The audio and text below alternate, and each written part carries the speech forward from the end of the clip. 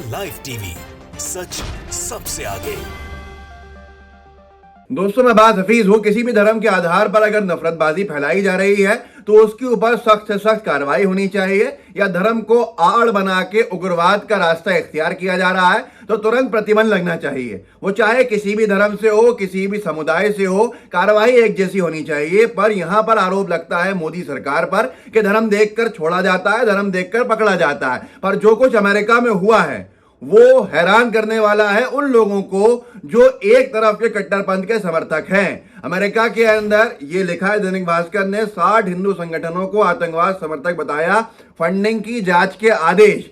जिस तरह से यहाँ पीएफआई की फंडिंग के जांच के आदेश हुए थे, पीएफआई की फंडिंग कहां से हो रही है उसकी जानकारी ली गई थी, और जो सही भी है, अगर किसी भी संगठन के ऊपर शक है तो उसकी जांच होनी चाहिए। पर जिनके ऊपर सीधे सीधे आरोप लग रहे हैं उनको छोड़ देना यह हैरान करने वाला है। कुछ दिन पहले आरएसएस के एक एक्स प्रचारक, पूर्व प्रचारक ने यह आरोप लगाया था, जिसके आरोप सुनकर दुनिया भर के अंदर सवाल खड़े हो गए थे आरएसएस के कार्यशैली के ऊपर। उसका कहना था कि आरएसएस बम बनाने की ट्रेनिंग देती है, लेकिन किसी भी एजेंसी ने जांच नहीं की। पर अमेरिका के अंदर जब से वो प्रस्ताव पारित हुआ तो अब फंडिंग की जांच हो रही है, जिसमें विश्व हिंदू परिषद शामिल है।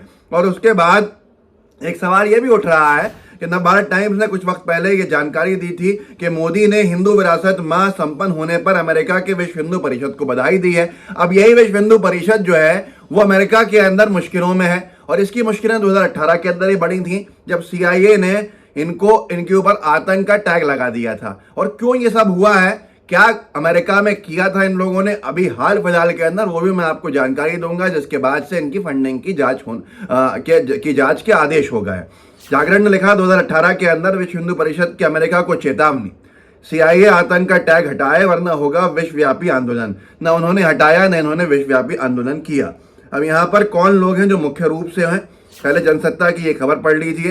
विश्व हिंदू परिषद और बजरंग दल को CIA ने बताया उग्रवादी संगठन। ये बात पहले की है, लेकिन अब ताजा जो मामला है, TDMC ने जो प्रस्ताव पारित किया था उसको दैनिक भास्कर ने लिखा है कि अमेरिका के न्यू जर्सी में हाल ही में टीनेक डेमोक्रेटिक म्युनिसिपल कमेटी के नेता के नेतृत्व में हिंदू संगठनों के खिलाफ एक प्रस्ताव पारित किया गया है। इसमें विश्व हिंदू परिषद, सेवा इंटरनेशनल, हिंदू स्वयंसेवक संघ समेत 60 संगठनों पर आतंकवाद को बढ़ावा देने का आरोप लगाया है।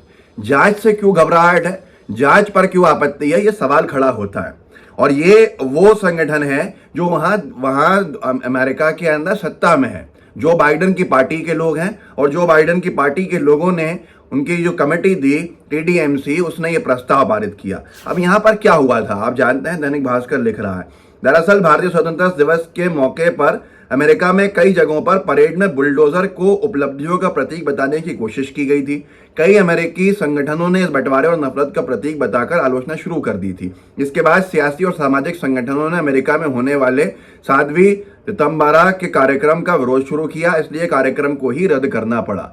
पहले वह कार्यक्रम रद्द हुआ, इन्होंने ये जुलूस निकाले थे बुलडोजर के ऊपर, ये बाबा बुलडोजर कह के योगी जी का फोटो लगाया था, एक तरफ मोदी जी का फोटो लगाया था, नफरतें फैलाने को आधार बनाया वहां पर, और जिसके बाद से ये बड़ी कार्रवाई होना शुरू हुई। अब इस कार्रवाई के होने के बाद बहुत से लोगों को मिर्चें लगी हैं। मुझे हैरानी इस बात की है, जिन्होंने देश की आज़ादी के स्वतंत्र संग्राम के अंदर हिस्सा नहीं लिया, उन लोगों को आज देशभक्ति का सर्टिफिकेट दे दिया गया है, और वो यहाँ तक कि देशभक्ति के सर्टिफिकेट बांटने की फ्रेंचाइजी भी लिए बैठे हैं कि लोगों को देशभक्त और देशद्रोह बता रहे हैं। अब उन पर जब कार्रवाई हो रही है यूएस के अंदर, तो वो बयान याद आता है आरएसएस के पूर्व प्रचारक का, जिसके वीडियो से हंगामा था, लेकिन कोई जांच एजेंसी में दम नहीं था कि वो जांच कर सके।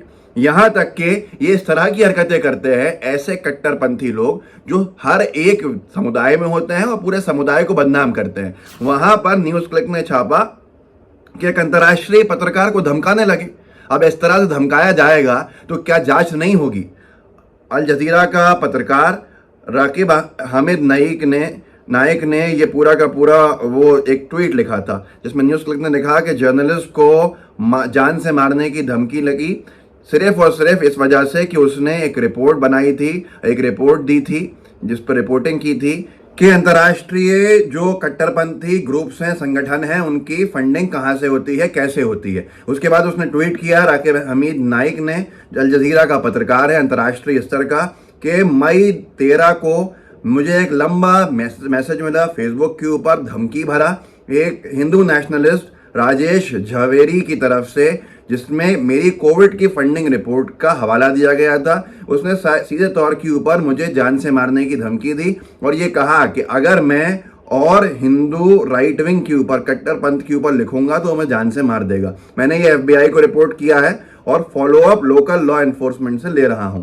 अब यहाँ पर उन्होंने पूरा का पूरा अपनी रिपोर्ट भी आगे जारी करी। इस तरह की अगर संगठन के ऊपर रिपोर्टिंग करने पे धमकी भरा संदेश भेजेंगे तो जाहिर सी बात है कि आगे जांच के रास्ते खुलेंगे। लेकिन बड़ा विषय यह है कि इससे पहले भी CIA लगा चुका है आतंक का टैग, और ऐसे ही कई संगठन जो हैं अगर वो नफरत फैला रहे हैं तो उन पर कार्रवाई हो रही है। मुझे हैरानी इस बात के ऊपर होती है कि PFI पर कार्रवाई को जस्टिफाई करते हैं जो लोग। मैं भी कह रहा हूं कि अगर वो देश विरोधी गतिविधि में हैं और सरकार के पास ठोस प्रमाण है तो उनकी कार्रवाई जस्टिफाइड है, प्रतिबंध लगना चाहिए। लेकिन वहीं पर दूसरी तरफ जिनके खिलाफ बयान आ रहे हैं, जिनके खिलाफ सीधे सीधे ठोस सबूत दिए जा रहे हैं, ऐसे लोगों को धर्म के आधार पर छोड़ा जा रहा है। ऐसे लोगों के संगठनों के ऊपर कोई प्रतिबंध नहीं लग रहा है। विश्व हिंदू परिषद चाहे ये कह दे उसके नेता कि हम हथियार हाथ में उठा लेंगे।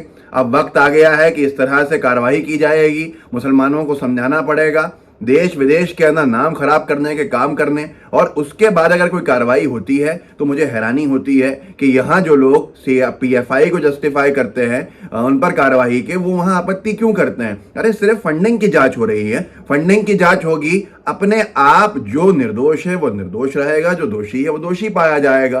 कोई निर्दोष दोषी नहीं बनाया जाए और कोई दोषी निर्दोष नहीं निकल जाए, यही कानून का काम होता है। अब अमेरिका ने जब कमर कस ली है और सीधे सीधे जांच के आदेश दे दिए हैं, तो यहाँ जो RSS के समर्थक, जो विश्व हिंदू परिषद के समर्थक, जिन लोगों का काम नफरतबाजी बन गया है, हिंदू और मुसलमानों को बांटने का बन गया है, हिंदू और मुसलमानों को लड़ाने का बन गया है और उस देश में कैसे एकता टूट जाए ये काम बन गया है, उनको बड़ी तकलीफ हो रही है। अब देखना यह है कि जब फंडिंग की जांच हो जाएगी तो अमेरिका की सरकार का क्या एक्शन होगा। उनकी जो रिपोर्ट है वो सबको देखने का इंतजार है कि आखिर उस रिपोर्ट में ऐसा क्या आने वाला है जिसके बाद ये पता चलेगा कि कौन कहां से फंड कर रहा है ऐसे संगठनों को जो नफरत फैला रहे हैं। अब इस सब को लेकर आने वाले वक्त का इंतजार कीजिएगा, क्या होता है, क्या होगा, और हमारे जो देश के बड़े बड़े RSS की विचारधारा के समर्थक नेता हैं उनका क्या बयान आता है। इस वीडियो को आगे बढ़ाइएगा, व्हाट्सएप ग्रुप्स होंगे आपके, उनमें शेयर कीजिएगा, साथ में लाइव टीवी को सब्सक्राइब जरूर कीजिए और बेल आइकन भी दबाइए। जय हिंद, जय भारत। द लाइव टीवी, सच सबसे आगे। द लाइव टीवी, सच सबसे आगे।